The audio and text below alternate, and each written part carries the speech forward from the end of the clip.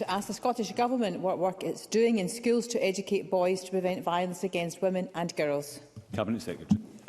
The Scottish Government is clear that harassment or abuse in any form, whether in the workplace, schools or in the home or in society, is completely reprehensible and must stop. The conduct and behaviour of perpetrators must change if we are to end harassment and abuse. I am concerned by the findings of the behaviour in Scottish schools research, echoed of course by surveys undertaken by some of our teaching unions about rises in misogyny in our schools. The Government will shortly publish a national framework for schools on preventing and responding to gender-based violence. This will help to ensure consistent messages on sexual harassment and gender-based violence for everyone working with children and young people. And it will also support our commitment to eliminate all forms of violence against women and girls. Pauline McNeill. I thank the Cabinet Secretary for that answer. As she says that misogyny is unfortunately still rife in our schools, and many young women still report sexual harassment at school at an alarming level. Scottish Labour's consultation on violence against women and girls found that developing educational resources on gender-based violence for all boys and young men in Scotland should be a key priority if we have to effectively tackle violence against women and girls. Will the Scottish Government commit to introducing bespoke workshops that specifically teach boys and young men about healthy relationships and interactions with girls and young women, and will they consider rolling them across the whole curriculum? Cabinet Secretary. I thank Pauline McNeill for her question. I think she raises a really important point. I intimated in my initial response that we will be publishing very shortly the gender-based violence framework that will set out the national approach. I think the proposal she has brought to the Chamber today is an interesting one. I commit to working with her, I think, on this matter, recognising that support in our schools, I think, will be needed, absolutely on the front line, to tackle some of the challenges that we see borne out in the BISA research. But also, a number of our teaching unions have carried out some really detailed research on this issue. It doesn't just affect female pupils, I should say, it affects female members of staff. And our teaching population is majority female, so we need to be mindful of the shifts that are happening in relation to some of the trends that are playing out. Anecdotally, we have also seen the rise of individuals such as Andrew Tate, and I think some of that is impacting on behaviour in our schools. So we absolutely need a coordinated approach. That's what the framework will set out in more detail. And I will take Ms McNeill's idea away from today's portfolio questions and speak to officials about whether or not we might be able to support the approach she has outlined.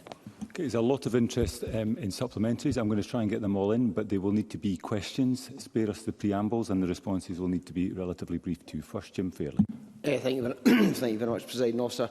Does the Cabinet Secretary agree with me that while we work to educate boys in schools is very important, there are programmes like Bold Girls Ken in my constituency who are working across campuses to tackle gender-based violence through an understanding of what consent means, but also that this is a much wider societal issue which needs society-wide solutions, and in particular from men taking their responsibility and seriously calling out male behaviours which leads to violence against women and girls.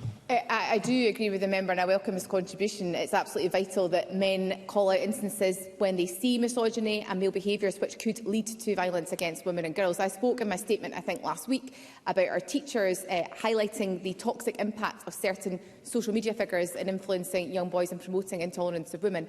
And I think all of us in the Chamber would be concerned by that. And while education has absolutely a central part to play in teaching our children and young people about gender equality, much like behaviour, it can't do so in isolation. We need wider society to play its part in supporting our efforts to eradicate violence against women and girls. Hugh Webber. Thank you, Presiding Officer. Does the Cabinet Secretary agree with me and the Zero Tolerance charity that greater bureaucracy or government directives or indeed national frameworks are not what's required to tackle this issue, but action?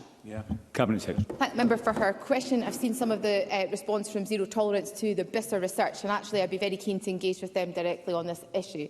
I think it's important to say that through the action plan we are working with various organisations, and I want to work with Zero Tolerance on this matter to ensure that we get this right. She talks about action, of course. I think it's worth remembering, and I did put this on the record last week in the statement to Parliament, the Government doesn't directly run our schools, so there are responsibilities here for our local authorities, but we do need to see consistency in responding to this issue. I actually think that's why the framework is quite helpful. But to Ms McNeill's point, we do need to see practical action, so I'm more than happy to engage with Education Scotland on how we might be able to deliver that in our schools where we make the difference. Ben McPherson.